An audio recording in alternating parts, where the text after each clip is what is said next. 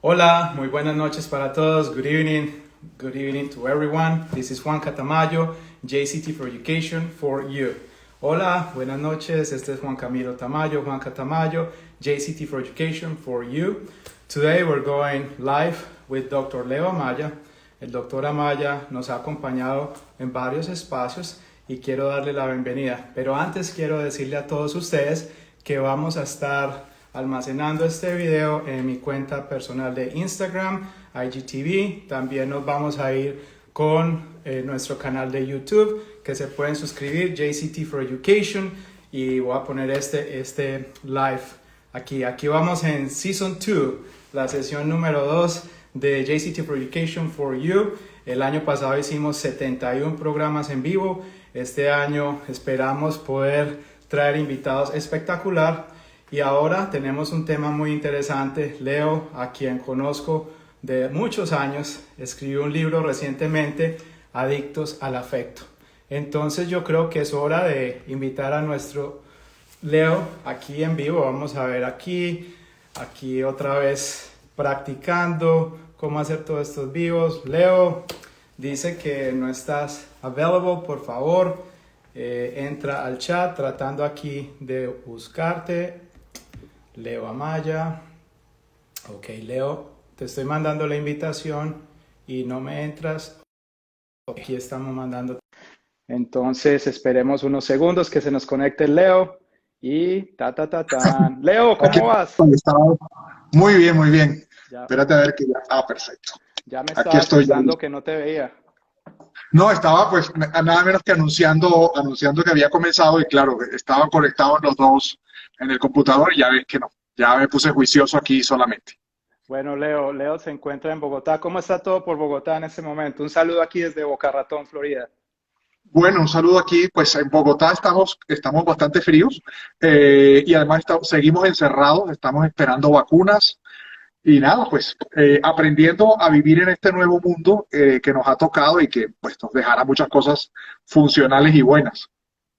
Leo, ya vamos a cumplir un año desde que estamos todos medio Sí. encerrados, aprendiendo a vivir con este virus. Ha sido un desgranadero de personas impresionante, ha sido duro para todos.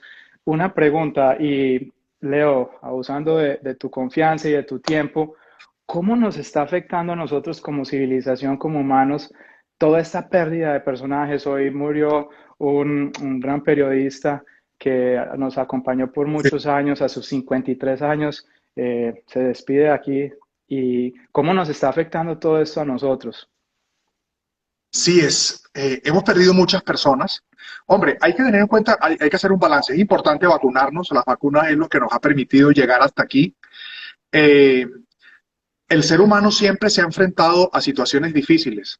Hay una frase que me parece que es de Hegel, que decía que los años felices parecen no formar parte de la realidad, de los siglos humanos. Siempre hay problemas y en cierta manera es una metáfora de la vida. Y en cierta forma eso también es el reto que nos ha llevado a pensar que uno siempre tiene que procurar mirar aquello que funciona. Porque Correcto. problemas hay siempre en cualquier escenario. Cuando uno se dedica a la psicoterapia, yo le decía eso hoy a una persona que atendía, que por ahí creo que me pareció verla, que atendía, que vive en Holanda, que, que realmente siempre estamos adaptándonos. Nuestra gran riqueza es nuestra capacidad para adaptarnos.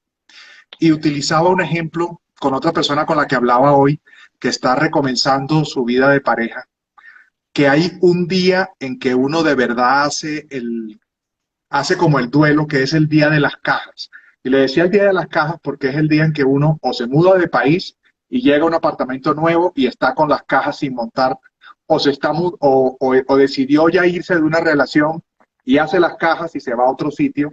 Y esos días son días difíciles porque son los días en que aprendes que algo terminó, pero también es el día en que aprendes que viene algo nuevo. Y esta pandemia tiene esa característica. Llevamos un año en el Día de las Cajas en que estamos dejando atrás aquellas cosas que fueron duras bueno, y que tendremos que aceptarlas, pero también aquellas cosas que nos ha enseñado la pandemia. Mira, nos ha enseñado que tenemos que dedicarle tiempo a nuestros amigos, que es importante el que nosotros valoremos más a nuestra familia. Fíjate que lo que hemos extrañado son las cosas normales.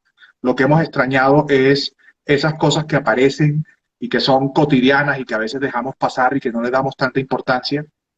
Y también nos ha recordado que la gente se va. Nos ha recordado que toda relación es temporal. Nos ha recordado que aquello que no hacemos por la gente que queremos, no sabemos si vamos a tener la ocasión de hacerlo luego. Eso es una Okay. tarea muy importante. Okay, and I just want to stop for a second. We have some audience, English speakers, to my dear friends, colleagues, people that are watching us. Today we're doing this session, Adictos al Afecto, Addicted to Emotions. And I promise you we will run this in English, but today we're going in Espanol. So to all of you watching from around the world, we will switch to English on our next one. Leo, como decimos en Colombia, tú eres más preparado que un culé. Tienes una cantidad de títulos profesionales. La verdad que vivo súper orgulloso de tu carrera profesional. Primero estudiaste medicina, después estudiaste divinidad en Italia, un doctorado, después regresas a Colombia. Tú me corriges, médico, psicoterapeuta, trabajas con lo que es el factor humano, interacción de alta exigencia, entrenamiento de inteligencia emocional. Y en todos estos años de experiencia, ayer leía una frase que lo que uno puede, lo puedes hacer tú en una sesión con un paciente en 30 minutos o en un texto de WhatsApp o en una hora, pues hombre, te has demorado casi 20 años para sacar conclusiones muy puntuales. Entonces, es algo muy, muy digno de cualquier persona que trabaja desde el trabajo del campo, desde el psicólogo como tú, desde el médico, zapatero a su zapato, y tú sabes cómo estás haciendo las cosas y tus consejos son muy puntuales. Entonces, vámonos ya a tu puntualidad. Ok, Eres un ser muy directo. ¿De dónde sale este título de tu último libro, Adictos al Afecto? bueno, mira, sale incluso de una psicóloga norteamericana que escribe, que escribe y trabaja particularmente en Los Ángeles. Ella murió tempranamente por una neumonía hace ya unos años, que escribió un libro que se llama The Disease to Please, La enfermedad de agradar. Y cuando yo leí ese libro hace como 20 años, el tiempo pasa, yo siempre dije, a este libro le falta la continuación latina, los temas latinos que tanto dolor nos generan.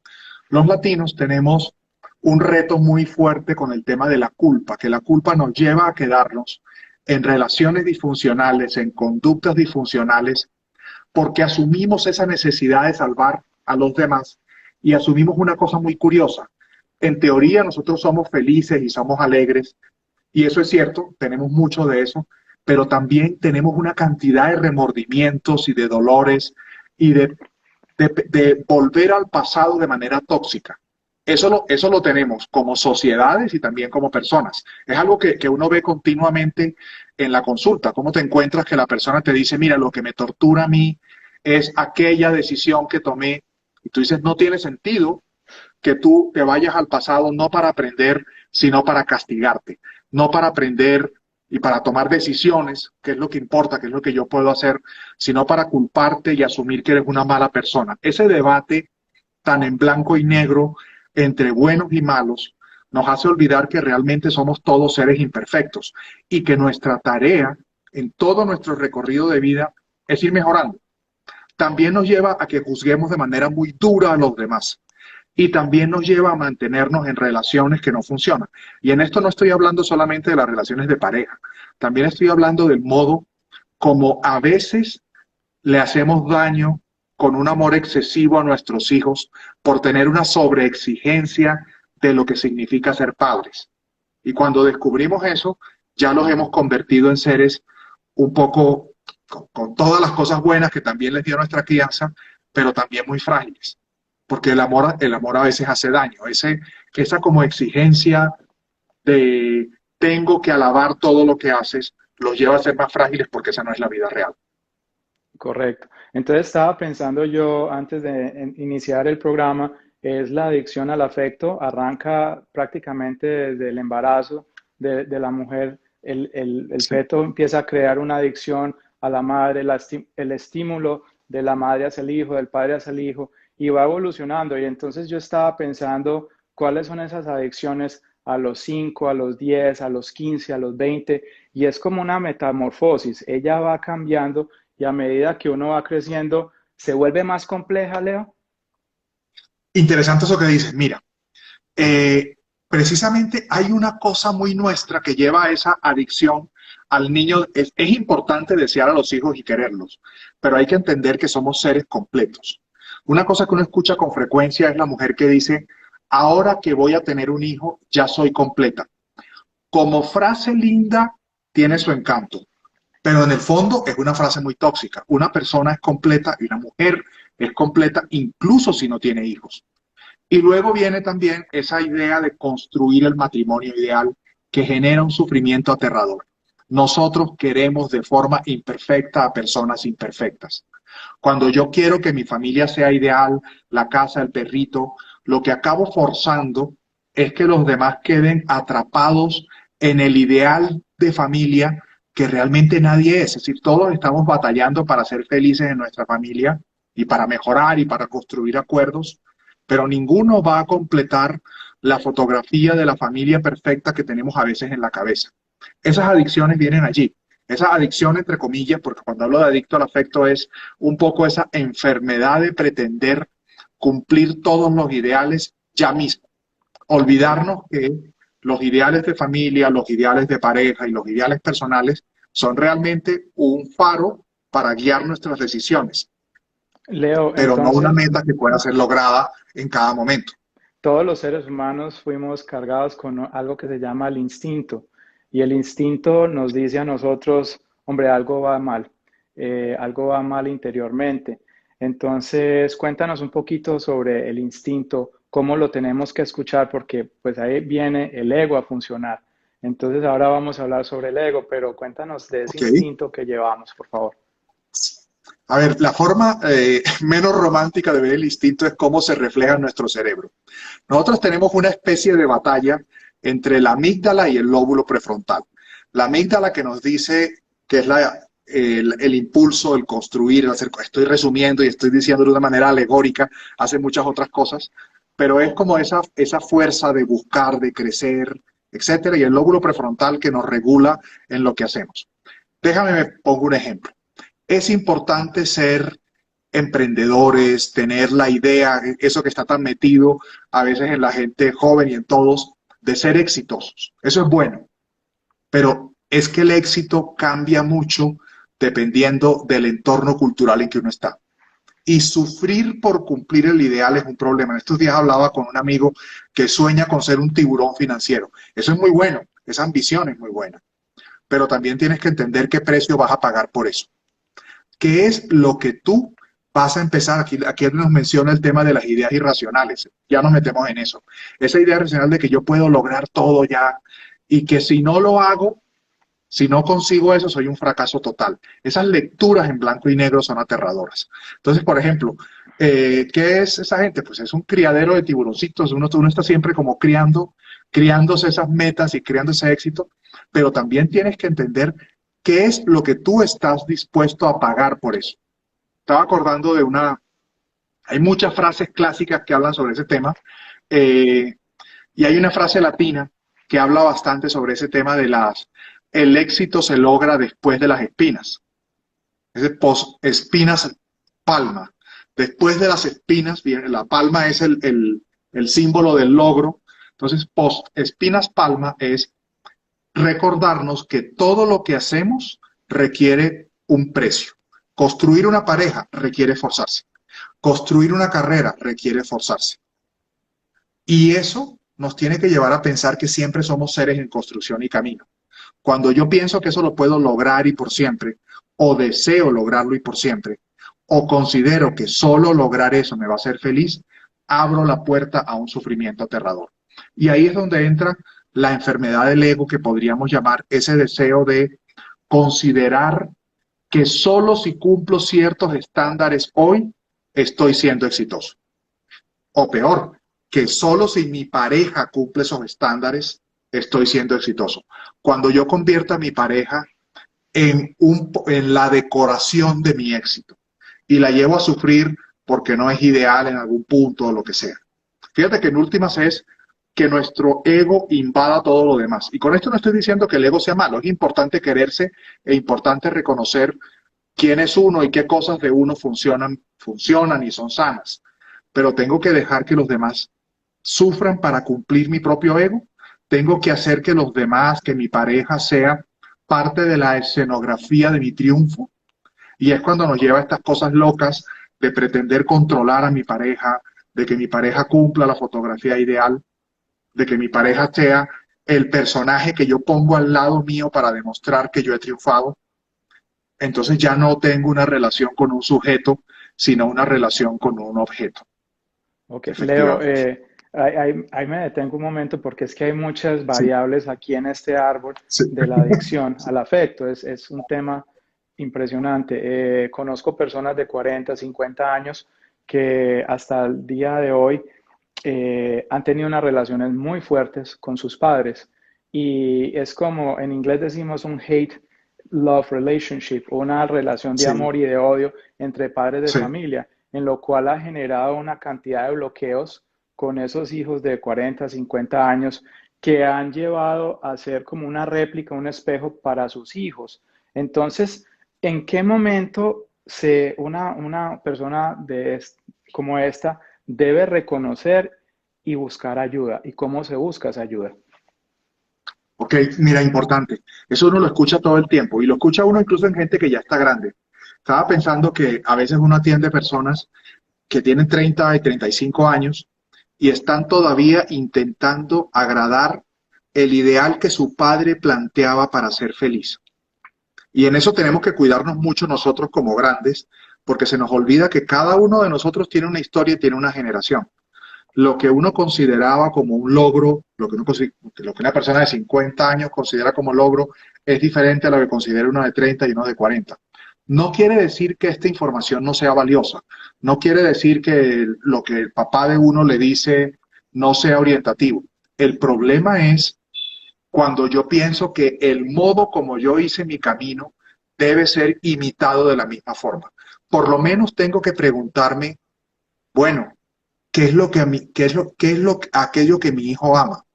¿Qué es aquello que mi hijo considera que es eh, lo que lo va a hacer feliz?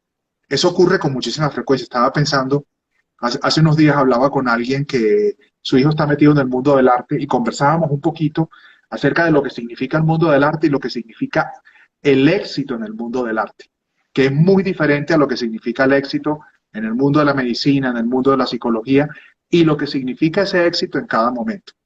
Volvemos a lo mismo, el pretender construir al propio hijo como un espejo o peor aún, pretender que el hijo en cierta manera purifique los fracasos, aquello que uno considera como fracasado en uno.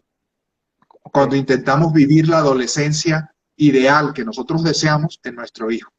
Eso es una cosa bastante dolorosa en los demás, porque además lleva a que mucho tiempo esta persona esté buscando cómo agradar al papá y tomar decisiones basado en esos ideales que tenía el papá. Y lo que te estoy Leo, diciendo, sí. efectivamente importa mucho que cada generación aprenda, pero no que imite. Perdón, te interrumpí. No, tranquilo. Leo, entonces la pregunta es, tú que has trabajado con pacientes, me imagino, ¿cuál ha sido el más joven con el que has trabajado? Y el más adulto, en edad. Yo atiendo a partir de la adolescencia, entonces yo tengo trazada la línea en 14 años. Es Ok. bastante arbitraria porque también he atendido gente de 13 años y la persona que ha atendido y que ha sido mayor, 84 años. Tengo un arco bastante grande de gente. Entonces, ¿qué concluyes tú entre el de 13 años a 80 y pico de años con esa adicción al afecto y cómo se puede controlar? Mira, qué interesante. Hoy estaba hablando con alguien de eso. Hay algo que es clave y obviamente el ser humano es muy variado, pero tiene unas tendencias bastante establecidas. Hay una cosa que nos genera mucho dolor grande y eso es una cosa que es muy frecuente. No es el 100%, pero ocurre mucho. La gente que atiendo, que tiene entre 60 y 70 años, suele arrepentirse por no haber intentado algunas cosas. Suele arrepentirse por haberse quedado en algo que no funcionaba y no irse a tiempo. Eso suele pasar bastante. O por no intentar algún cambio en su vida. Eso suele pasar con bastante frecuencia. Las personas que dicen, yo quise cambiar de carrera a los 40 o a los 50, o quise hacer este cambio y no lo hice, suele llevar a muchos errores y suele llevar a mucho dolor, a que la gente se culpe por eso. Obviamente no tiene sentido sufrir por la historia porque yo no puedo cambiarla, pero te digo que eso suele ocurrir mucho y con frecuencia se lo comento a la gente y yo también me lo planteo. Es decir, estoy intentando lo que quiero intentar ahora. Es que en últimas es ser feliz en cada etapa de la vida, asumiendo que la vida es siempre una vida de cambios. Si yo tomé la decisión de escribir más, yo tengo, este es mi tercer libro, además de que tengo pues varios capítulos de textos y lo que sea, pero comencé a escribir libros de divulgación, tengo 2 libros de divulgación y va a salir uno tercero ahora, en un momento en que yo dije, yo quiero escribir como si estuviera conversando con la gente en mi casa. Yo ya tengo un doctorado y tengo una maestría y tengo muchas cosas, no tengo que demostrar que sé. Ya puedo escribir libros que es conversar con la gente. Y me encontré una frase de Borges que me hizo mucha gracia, que él decía que, lo voy a citar textual, no lo voy a decir tan lindo como lo decía Borges, en el libro está esa frase, en que Borges decía que él no escribía para ese grupo curioso e indefinido del lector, sino que él quería escribir para sus amigos. Y eso lo comencé a hacer yo. Yo decía, bueno, casi siempre, tanto el libro anterior como esto son como conversaciones largas. Y yo Ok, creo que la gente que ha atendido con la que he conversado se encontrará eso, que casi siempre yo tengo una frase antigua que me hizo gracia o una frase contemporánea completamente folclórica que te ayuda a entender la vida porque todo el mundo está buscando la felicidad de maneras a veces muy torpes, pero todos la estamos buscando y a veces esas frases provienen de ahí. ok, Y, y eso surge cuando decidí que iba a escribir más. ok. Entonces, fíjate cómo uno va conectando cosas en la vida. Eso me lo enseñaron mis pacientes grandes, que me dijeron de lo que uno se arrepiente es de aquello que no intentó en cada momento. Luego habrá otras cosas que me hagan feliz y hay que intentarlo. Leo, ahorita quiero leer un poquito de los textos que están escribiendo, pero Claro. ahorita vamos a tratar esa adicción al afecto y la parte química en el cerebro. Y Ok, porque muchas personas o en relaciones de pareja están batallando primero con el ego, el pasado, el futuro, y no enfocándose en el ahora. Entonces, químicamente quiero que nos hable sobre esa reacción y ese trastorno cerebral. Pero quiero leer aquí, Marily dice, los ideales hieren profundo al ser humano, no somos seres perfectos. Después te dice de acuerdo. neuropsicóloga, te dice gracias Leonardo por este libro, es la manera perfecta para identificar las ideas tradicionales afectivas que en alguna situación son tan difíciles de aceptar y salir adelante. Mucha gente te está saludando aquí y pues pueden poner Anda, todas muchas sus gracias. preguntas. Estoy viendo. Dicen por acá que si va a quedar grabado, sí, va a quedar grabado Sí, aquí en IGTV, lo vamos a poner en YouTube, por lo general en YouTube quedan los repeats y ahí es donde Don sí, Leo se me vuelve famoso porque todas sus presentaciones son un éxito.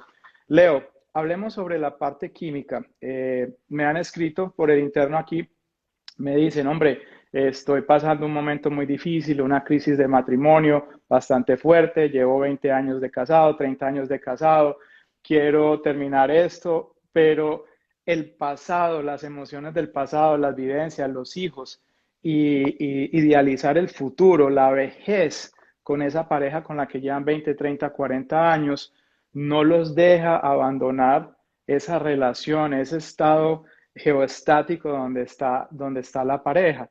También lo podemos ver en parejas que llevan 1 año, 2 años, etcétera. Cuéntanos la parte química, la influencia química en el cerebro, en el hipotálamo, cuál injerencia tiene, porque un día todo el mundo, todos somos machitos y somos berraquitos y listo, voy a terminar, y al otro día, ay, no, pero ¿por qué? ¿Por qué voy a hacer esto? Cuéntanos esa influencia química. súper interesante. Es un tema bastante nerdo. Voy a hacerlo de manera... primero, no conocemos mucho de cómo funciona el cerebro en el tema emocional y toma de decisiones. No conocemos tanto como nos gustaría. Nuestras emociones son la respuesta compleja, lo que sentimos, son la respuesta compleja de la manifestación química de nuestros recuerdos y nuestra respuesta al entorno. Y eso lo hace la memoria, de manera importante, la corteza y el mediador intermedio que es el, que es la amígdala, pero no solo la amígdala. Entonces, para ponerlo como clave, es decir, siempre hay un diálogo muy intenso entre corteza cerebral y las áreas, las astas de Amón, que son los depósitos de la memoria. Un ejemplo tierra a tierra.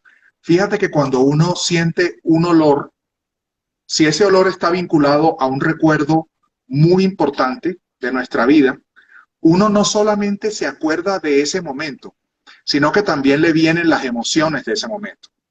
Esa es la fuerza que tienen los perfumes, por ejemplo. Mi abuela utilizaba un perfume español, siempre lo usó, y si yo quiero sentirme como una nostalgia bonita, el recuerdo del pasado, yo siento busco ese olor. De hecho, tengo un frasco por aquí, esta vez no lo tengo. Ah, sí, mira, aquí está. Tengo una especie de perfumero que está marcado con el olor que tenía mi abuela. Entonces te trae como ese recuerdo tranquilo, lo que sea. Y eso ocurre, le quito todo lo romántico al decir que simplemente lo que hace mi corteza decide buscar esa emoción, voy y percibo el olor y entonces mi sistema límbico busca en el archivo, me lleva a mi abuela y me evoca nuevamente esas emociones. Okay. Lo que pasa es que hay emociones muy complejas que son súper peligrosas. Una de ellas es la nostalgia, que está muy vinculada a esto. La nostalgia es importante porque nos lleva a recordar momentos amables de nuestra vida. La nostalgia en general es una mezcla de dolor por algo que hubo y que ya no tengo, pero alegría por ese episodio que yo viví. Suena muy linda así, pero ¿cuál es el peligro? La nostalgia siempre elabora de manera ideal el recuerdo. Cuando uno vuelve al lugar que le genera nostalgia, ese recuerdo positivo, uno no está volviendo a la realidad, está volviendo a algo que ya no pasó, que ya no está ahí, que ya no existe. Algo, Okay. y tampoco recuerdo exactamente lo que ocurrió, está romantizado. Y eso es terrible, por ejemplo, en las relaciones de pareja. Cuando uno vuelve a una relación que terminó porque uno se acuerda de las cosas buenas, que es una manera sana de acordarse de las parejas. Pero me tengo que acordar de dos cosas. Primero, que es una versión romantizada. Esa persona con la que estuve ya no está ahí. Y luego que cada relación es nueva. Nos pasa con los países y las ciudades. Es una emoción positiva, es bonito. A mí, por ejemplo, me encanta Wynwood. Y yo voy a Wynwood, pero cada vez que voy, Wynwood es distinto, porque yo vuelvo al Wynwood anterior. Entonces, okay, es una cosa que uno le pasa. Y no sé, a mí me encanta mucho una playa que es como setentera en el norte de Miami. Siempre voy a la misma, en Broward. Yo sé que a muchos miamitas dicen que eso no es Miami, pero me encanta Broward. Y yo voy a esa playa, pero me acuerdo las conversaciones que he tenido ahí con personas interesantes y curioso, me acuerdo de conversaciones súper profundas, incluso conversaciones sobre experiencias de la guerra de Vietnam. Hay una historia muy larga ahí, pero vuelvo a ese lugar y me recuerdo muchas emociones positivas. Pero yo tengo que recordar que ya esa persona no está, que esa persona que me contó esas historias ya no está. Cuando vuelvo a Italia, yo viví mucho tiempo en Italia, pues yo vuelvo al recuerdo. Okay. Y es bonita esa emoción. Y algunas cosas se mantienen iguales. Para mí, ir a comer castañas al lado del Tíber es muy bonito. Pero tampoco me recuerdo de eso como realmente lo viví. Es decir, nunca voy a vivir igual las castañas en el Tíber como las viví cuando estuve por primera vez allí. Entonces, por ejemplo, Naranja Paila, que es un exalumno mío que no se llama así, me dice, la nostalgia está sesgada. Sí, claro. Es efectivamente el tema de la esclavitud al pasado es terrible. Ahora, ¿qué es lo que pasa? Que todas estas cosas químicas están mediadas por nuestros recuerdos, que son elaboraciones químicas complejas. Entonces, ¿qué ocurre? Que también mi análisis actual me puede llevar a intentar volver y recrear y atarme. Y por eso a veces nos mantenemos en unas relaciones completamente tóxicas. Súmale a eso cuando nosotros intentamos con la culpa rehacer aquello que no funcionó. Okay. O peor, cuando estamos intentando cumplir el ideal de pareja o el ideal de ser tiburones en una cierta relación, que nos pasa mucho. estoy pensando en Colombia y en muchas partes hemos tenido ese ideal de pareja que complementa nuestro éxito, que es aterrador y machista. Para decirlo claro, la mujer del traqueto. La mujer del traqueto, que es una mujer ideal, idealizada, sexualizada, objeto, pero que ella no puede realizarse en la pareja, sino que ella simplemente forma parte del carro engallado, del carro adornado y de ese mundo que la persona tiene que vivir. Eso también es una trampa de la nostalgia y una trampa química, porque mezcla todos estos recuerdos con la satisfacción que nos genera el pensar que estamos cumpliendo un ideal.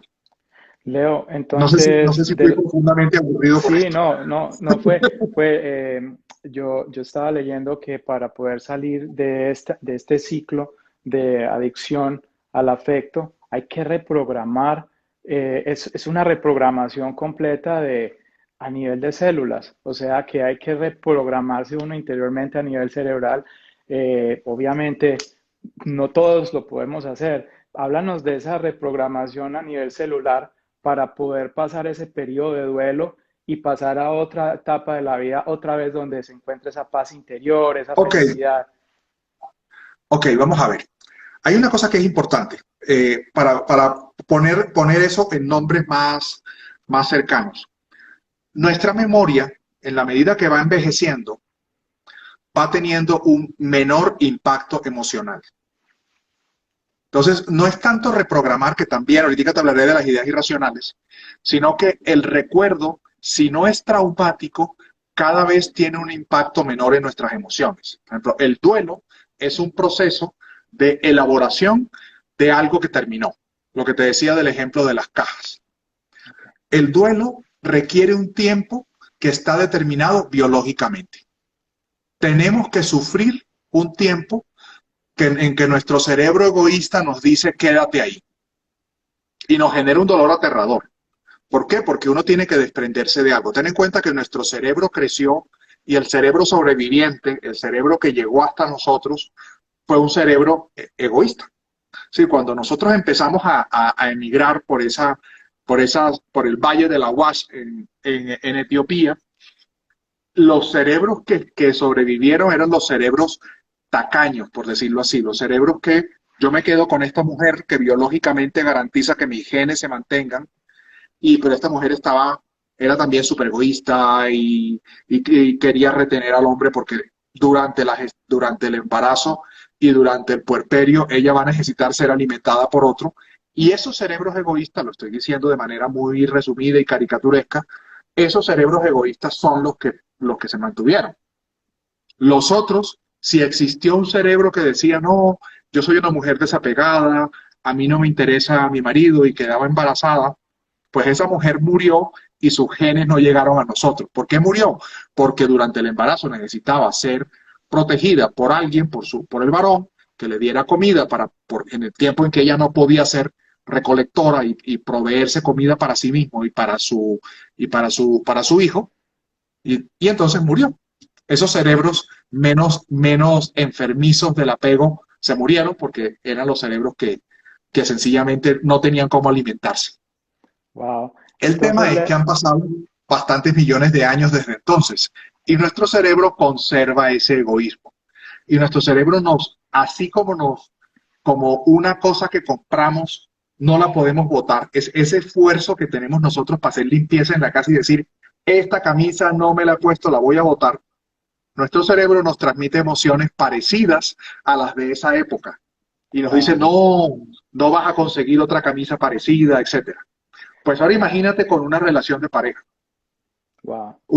pareja o una apuesta de pareja. Nuestro cerebro nos va a decir durante un buen periodo vas a perder a ella, que es el único sentido de tu vida. No solo eso, tu vida ya no tendrá sentido en adelante. Te va a mandar una alerta química de que tu vida no se va a poder reconstruir después de ella o de él. Entonces, Entonces, eso es el duelo. Sí, bueno, un hijo a un padre, esa relación va a quedar para toda la vida, pues ahí no hay salida. sí.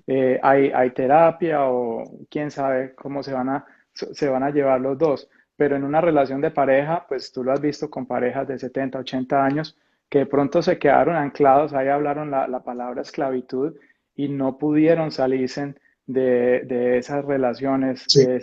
de esa ancla, pero los que lograron salirse de esas relaciones pasaron un periodo de duelo. Cuando perdemos un familiar, tenemos un periodo de duelo. Ese periodo de duelo normalmente, ¿cuánto puede durar a nivel químico y a nivel pues de Eh, cerebral? es bastante De- constante, duran más o menos 6 meses, con ok, diferentes intensidades y fases, pero dura más o menos 6 meses. Y es prácticamente el mismo duelo que le haces a una cosa importante, una relación, etcétera, con diferentes momentos de dolor y con emociones distintas, porque también se pasa por emociones de odio, etcétera. ok, No siempre es dolor. El duelo tiene varias emociones distintas y tiene ok, algunas variaciones. Ahora, también puede pasar otra cosa. Una experiencia traumática sí vive contigo toda la vida. Por ejemplo, el trastorno de estrés postraumático es eso. El trastorno de estrés postraumático mantiene la conexión emocional intensa con ese evento toda la vida. ok, Se tiene que manejar, hay técnicas para manejarlo y para aprenderlo, pero esa es una cosa un poco distinta. ok. Ahora, ¿por qué es peligroso este apego? Porque nos podemos apegar a personas profundamente tóxicas e incluso sostener relaciones muy extensas, y eso lo ve uno muy frecuentemente. Mira, hay una cosa que suele pasar con mucha frecuencia. La persona se va de una relación por los mismos problemas que estaban desde el primer día. Hay una frase muy dura pero muy cierta que es: uno solo sabe con quién se casó cuando se divorcia. Ok, ok, Y realmente lo sabías desde antes. Obviamente, también hay parejas que duran toda la vida, pero déjame te decir otra cosa. Para que una pareja se mantenga, es importantísimo entender que tú no puedes quedarte igual. Es decir, las parejas evolucionan, las necesidades evolucionan y es muy importante el que tú vayas construyendo relaciones nuevas dentro de esa relación de pareja. ok, Hay como unas crisis muy típicas que uno se encuentra. Es decir, la crisis del primer año es la crisis de casting, se equivocaron claramente. La crisis del tercer, cuarto año son las crisis de ajustes, de no hacer adecuadamente acuerdos. Y si no sales de esas crisis, si los acuerdos no funcionan, si tú cedes, lo más probable es que en 5 años empieces a tener crisis más importantes. Leo, Entonces, ¿cuándo? hay Sí, que adelante, resolverlo. perdón. No, no, que tampoco pienses que una relación de pareja es perfecta, entonces se mantiene siempre. No, no, no, yo he atendido parejas exitosas. Hay una cosa que yo siempre le he dicho a una pareja de estas que tengo que escribir, que es el libro Las relaciones, aquellos que lo logran. Ok, Aquellos que lo logran no son relaciones perfectas de películas, son relaciones que se esfuerzan por innovar, por cambiar y por vivir las diferentes etapas. Hay una crisis típica después de los hijos, de los 5 años de los primeros hijos, porque la familia se orienta a cuidar a los niños entre el 1 y los 4 años, y la pareja queda como en segundo lugar, y a los 4 años descubren los dos que dejaron pasar el tiempo y que ya no son tan pareja como lo eran antes. y de esas Entonces parejas hay que entender que ustedes siempre son parejas. de Dime. las parejas exitosas a nivel social, que todo se ve bonito, logran mucho, poderosas, ¿qué índice logran superar esto y qué índice no lo supera? A ver, la tasa de divorcio depende mucho de la libertad de la sociedad. Entonces, la libertad de la sociedad para separarse. Entonces, uno que encuentra que el 40% de las parejas, de las parejas, no solo de los matrimonios, sino de las parejas sólidas, también incluyendo aquellos que no se casan, sino que son una pareja sólida, se acaba en los primeros 5 años. Ok, ok, No, no siempre se divorcian, pero tienen crisis importantes. ok, Entonces, estas parejas es lo que te decía que hay que trabajar. Entonces, sí, la tasa es muy alta. ok. La tasa es muy, muy alta. Aquí te Ahí nos preguntan, pregunta alguien, sí, dime, ¿qué hace que una pareja sea exitosa? esto me parece muy importante, para no hablar solo de lo malo. Yo te diría, hay una cosa que en mi experiencia, que ya llevo muchos años haciéndolo, es clave. Uno se reúne con una persona porque va a ser más feliz que siendo solo. Las parejas que lo logran son parejas que son independientes, que cada uno de ellos construye, tiene sus retos ninguno depende del otro, pero se apoyan mutuamente y se dejan respirar. Esas son parejas que lo logran. Parejas en las cuales el uno no le pide al otro que lo haga feliz. Nadie te puede hacer feliz si tú solo no eres feliz. El otro te acompaña a ser feliz. Segunda condición para que una pareja tenga éxito. La primera es, no funciona controlar. Si tú primero tienes que ser feliz solo y trabajar para ser feliz solo, de tal manera que el otro llega para ayudarte a ser más feliz. Incluso cuando tú has trabajado muy bien ser feliz solo, te ayuda a que tú no le exijas a tu pareja la carga de hacerte feliz o resolverte tus problemas. También te ayuda a que elijas mejor, porque no vas a elegir una persona que te supla necesidades que tú tienes que resolver, sino alguien que tú dices, ok, con esta persona puedo construir. Segunda cosa, efectivamente, que yo sea capaz de ver crecer al otro y unirme y alegrarme por los deseos del otro, eso es sumamente importante. Y luego, que yo tenga una tarea común. ¿Qué otra cosa es clave? Hacer acuerdos. Eso es súper importante. Los acuerdos hay que hacerlos explícitos porque si no, eso explota. Y los acuerdos es si vamos a tener hijos o no vamos a tener, cuántos vamos a tener. Miren, las parejas en que se meten goles siempre tienen problemas. Para decir claramente lo de se meten goles, pensar que el otro va a mejorar por ti, pensar que él no quiere tener hijos pero luego va a cambiar, quedar embarazado uno de los dos porque el otro no quería pero ya vas a ver que le va a coger cariño. Te va a llevar a sufrir y no funciona. Okay. Y luego entender que las parejas evolucionan y tienen necesidades distintas. Fíjate que en el fondo hay un tema clave, el respeto al otro. No usar al otro como un objeto. Espero, Merly, que te haya servido ese resumen de 5. Ahora, esto es fácil enumerarlo. Llevarlo a la realidad cuesta un trabajo impresionante. Leo, adicción al afecto y redes sociales, si la combinas esta ecuación, vemos fotos de todo perfecto, todo bonito, todo color de rosa. ¿Hay algún estudio sobre estas parejas que se ponen en redes sociales y todo es Sí, hermoso, todo es color de rosa? ¿Realmente son tan felices como se ven en todas esas fotos? mira, hay muchos estudios sobre eso, pero también está la experiencia. La ventaja es que hay muchos estudios sobre eso, sobre la correlación entre lo que muestras en las redes y lo que realmente eres. Hay que tener en cuenta que todos mostramos en las redes una versión de nosotros. Algunos revelan más cosas de las que deben revelar. A veces uno lee unas stories y uno lee unas descripciones que tú dices, esta persona acaba de contar su salud mental a todo el universo, que no me parece nada sano. Luego está el personaje que manda indirectas y es muy divertido uno para saber cuál es la otra indirecta. Y luego está también la persona que hace lo aspiracional, que dice lo que yo quiero ser. Ahí estoy más de acuerdo. Yo creo que es importante que uno comience a reflejar lo que uno quiere ser, que eso sea un impulso para ti. Y además, esto no es nada nuevo. Este es un consejo de Antístenes de Elea. Antístenes de Elea. Me equivoqué del país, de la zona que era, pero de Antístenes de hace 2400 años, que decía que uno debe parecerse a lo que está buscando ser. Okay. Pero tiene que ser algo motor. Ahora está toda la parte tóxica de estar buscando reconocimiento. Eso sí, fíjate, todas estas cosas son buenas o más o menos buenas. No creo que sea del todo bueno mostrar su salud mental en las redes y contar sus dramas personales en las redes, pero hay algo peligrosísimo y es depender del reconocimiento de los demás. Y hay unas señales claras de alarma, estar sobreevaluando la respuesta.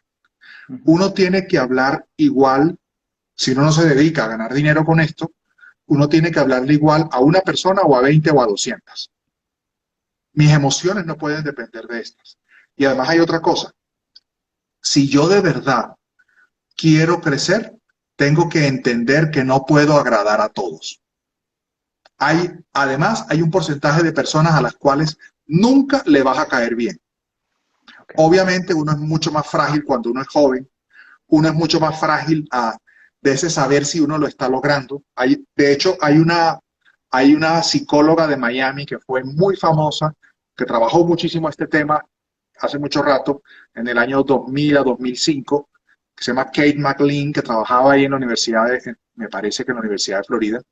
No me acuerdo ahora exactamente, pero ella trabajó muchísimo el tema de desarrollo de la identidad en adolescentes y dependencia en reconocimiento de los otros. Fíjate, y estaban comenzando las redes sociales. Ok, Entonces, efectivamente, ahora, no hacen falta las redes sociales cuando estás en un colegio. Y en un colegio es cuando eres más frágil, porque en ok. el colegio la, la recompensa o el castigo ocurre muy rápido. ¿Qué es lo que ha pasado ahora? Que nosotros somos sumamente frágiles porque el maltrato se va hasta nuestra casa con las redes o también nuestra adicción al reconocimiento a los otros se va en nuestra mano con el celular. Entonces, Entonces, ahora diríamos que el riesgo es más inmediato. entonces las redes están influyendo mucho también en el ego de los individuos, de lo que fue el pasado, el reconocimiento y el futuro, idealizando sin estar concentrado en el ahora. Y aquí te escriben, dime de qué presumes y te diré de qué careces. Refrán viejo, muy, Sigue muy, siendo muy válida la cierto. frase. Eh, Sigue siendo na- válida. Ahorita llegamos, me hacen otra pregunta por acá sobre el narcisismo. Entonces, el Sí. narcisismo en varias áreas, narcisismo de los hijos, narcisismo de los padres, narcisismo de la madre, narcisismo en el lugar de trabajo y narcisismo en la pareja. Entonces, ¿cómo se reconoce una persona narcisista? ¿Cuál es ese patrón? Ok, vamos a ver. Hay que distinguir entre el trastorno narcisista de la personalidad, que es un diagnóstico, y los rasgos que uno puede tener narcisistas. En cierta manera, la conducta humana y la patología son una escala de grises. Yo puedo llegar al nivel premium de trastorno narcisista de la personalidad, que es una constante de conducta y emociones que se mantiene de forma estable durante el tiempo y que genera una gran disfunción de dolor y de impacto en los demás y en uno mismo. Okay. Ten en cuenta esto. Lo mismo que en un cierto nivel es un defecto, en otro nivel es funcional. Y opera lo mismo del narcisismo como en otras cosas. Por ejemplo, ser una persona agradable en un cierto nivel es bueno. Si yo comienzo a ser agradable con todos, es decir, expresivo, expansivo, acabo siendo invasivo, acabo siendo molesto y acabo logrando que las personas me vean como alguien que no soy auténtico. Entonces, como siempre, se trata de una escala de grises. Hay un nivel de un gris muy, muy, muy oscuro que es un trastorno. Todos tenemos un cierto nivel de reconocimiento y de relación con nuestra propia identidad, que en general lo reconocemos como el ego. En general reconocemos el ego, ese mirarnos a nosotros mismos. Y hay un cierto nivel que es importante. Mira, la autoestima se basa no en reconocer que soy bueno, sino en reconocer que tengo defectos y que aún así soy bueno y valgo la pena. Entonces, fíjate que está esa cosa. Reconozco que soy bueno y reconozco que soy bueno a pesar de tener defectos. ¿Qué es lo que ocurre en la medida en que va creciendo el narcisismo? Que la mirada del universo ocurre solo en mí.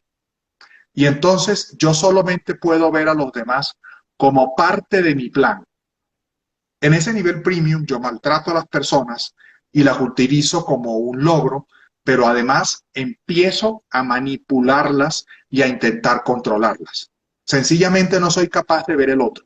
Estoy tan obsesionado con la propia observación de mis logros, que te digo, eso no es un defecto por sí mismo, si no lo llevo al extremo. Estoy tan obsesionado que yo solo puedo ver a los demás como un instrumento para mi logro. Por supuesto, eso genera un impacto emocional en mí y en los demás aterrador. ¿Por qué? Porque estoy siempre sufriendo por el simple hecho que yo no puedo controlar a los demás. El intentar controlar a los demás me lleva a que haga cosas atroces y genere muchísimo dolor. Y por supuesto, voy a tener un fracaso en eso porque cuando tú quieres al otro obligadamente, siempre vas a tener un esclavo, no vas a tener un amante. Okay. Eh, es decir, si yo quiero que mis amigos me miren solo a mí y hago unas maniobras psicológicas aterradoras, inconscientes para hacerlo, no voy a tener verdaderamente amigos. Van a ser unas relaciones muy dispares. La gente me va a buscar por lo que le puedo dar, que es Okay. una cosa que le pasa muy frecuentemente sin quererlo a la gente que es muy notoria, que es muy A mí me decía una persona que atiendo y que conozco y que de hecho vive en Miami, que es muy, muy famoso y muy exitoso, que él siempre duda de si la gente de verdad lo quiere a él o lo quiere lo que él significa. Okay. Miércoles, ya dije de qué lugar es, así que no puedo decir demasiado más, pero le pasa a otras personas que he atendido, que incluso me hizo mucha gracia que hay un personaje que atiendo hace mucho tiempo y que es muy famoso, vive también en Estados Unidos, que lo atiendo cuando viene a Colombia. Y a él dice que hacemos un plan para que no lo vean, para que no lo atienda yo en un lugar en que él sea un personaje. Y es importante también porque cuando él está delante de otros, siempre está más presente su personaje, el personaje que habita y no la persona que es. Okay. Okay. Y él sufre por eso. Fíjate que no es porque su ego lo obligue, sino que él es una persona pública. Entonces, Okay. como es una persona pública, él nunca sabe, siempre tiene la duda de si él es, lo quieren porque sí o lo quieren por la figura que es. Hay una Leo, cosa que a él siempre le impacta y es que yo le cobro lo mismo. Y él me dice que por qué le cobro lo mismo, porque yo cobro por quien soy yo, no por el marrano. Y a él okay. yo le podría cobrar millones, pero eso no tiene sentido. Es decir, no está Okay. bien. Y por eso me sigue viendo. Una cosa Leo, que me dijo hace poco. Dime. el narcisista hereda este patrón patológico. Eh, A ver, no funciona como herencia, es decir, los trastornos de la personalidad, ya aquí digamos el nivel tope de eso, es una combinación de factores ambientales, factores hereditarios y vínculos con la crianza. No tenemos muy claro esta combinación, cómo ocurren los trastornos de la personalidad, lo que llamamos trastorno narcisista de la personalidad. Hay okay. factores muy fuertes vinculados a la crianza y uno encuentra unas ciertas constantes que se manifiestan en la relación con los padres, en la estructura de crianza de los padres, que suelen ser estructuras muy, muy complejas, que pasa en todos los trastornos de la personalidad, pero te das cuenta que no pasa en todos los hijos. Y entonces es cuando uno comienza a pensar, bueno, aquí tiene que haber también un factor ambiental y un factor hereditario no determinista. Entonces es una combinación, como suele pasar en muchas situaciones de salud mental, que combina los tres factores.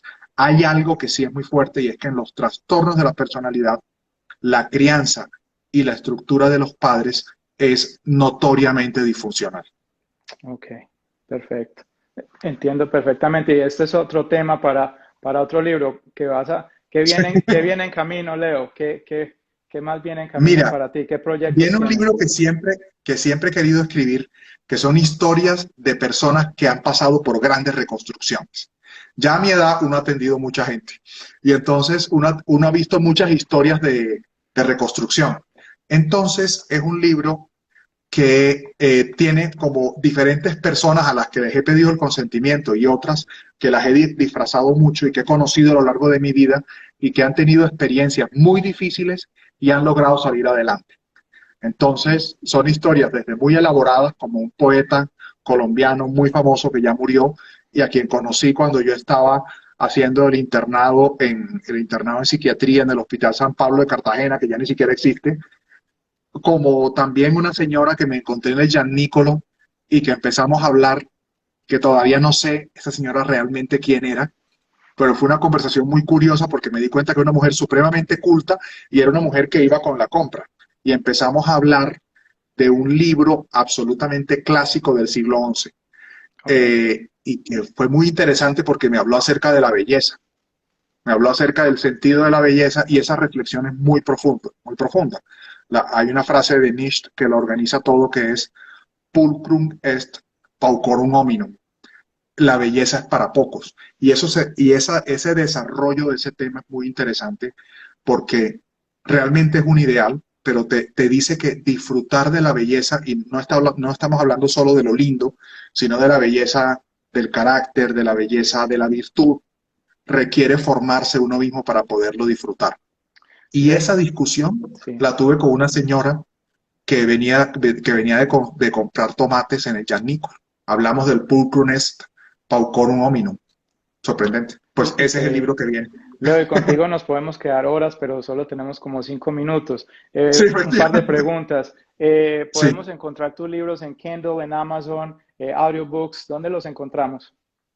En Buscalibros, Ok, ahí lo consiguen. Yo les voy a pasar ahora el dato cuando ya esté en YouTube, o en Intermedio, que es mi editorial, que es la editorial colombiana del Tiempo, y va a salir en la versión virtual a mitad de año. Así que se los comentaré. Adictos al Afecto lo consigues en Intermedio Colombia y lo consigues en Buscalibros, que funciona en todo el mundo y también funciona en Miami. Yo les dejo ahora los perfecto. contactos. Y bueno, yo espero, yo espero ir a la Feria del Libro del año entrante. Yo no voy a ir a una Feria del Libro virtual, Ok. pero nos veremos en Miami. Espero que con el siguiente libro el año entrante. No, seguro que sí, Leo, y todos aquellos que nos están viendo y nos van a ver en YouTube, en IGTV, Leo Amaya los puede atender, pueden hacer una consulta, yo les voy a dejar toda la información aquí. Leo, entonces, conclusión, todos somos adictos al afecto, todos, nadie se escapa. En diferentes niveles, tenemos que aprender a manejarlo. Es un rasgo de nuestra personalidad buscar el reconocimiento. El reconocimiento es importante, pero también es importante escuchar a los que nos odian. Yo retuerzo un poco una frase de, popular de una fábula que dice que hay que escuchar también a tus enemigos. No hay nadie que vea tan temprano tus errores como tus enemigos. Y eso a veces nos ayuda también a mejorar. Y Pero sin esa, duda que es importante también que sepas quiénes son tus jueces, a ok. quienes de verdad escuchas y quienes tienen derecho a hablar de ti. Los jueces más, más terribles los vas a encontrar en Twitter. No sé por qué, pero ahí degollan a todo el mundo. Parece Oh, por Dios, es espantoso. implacable.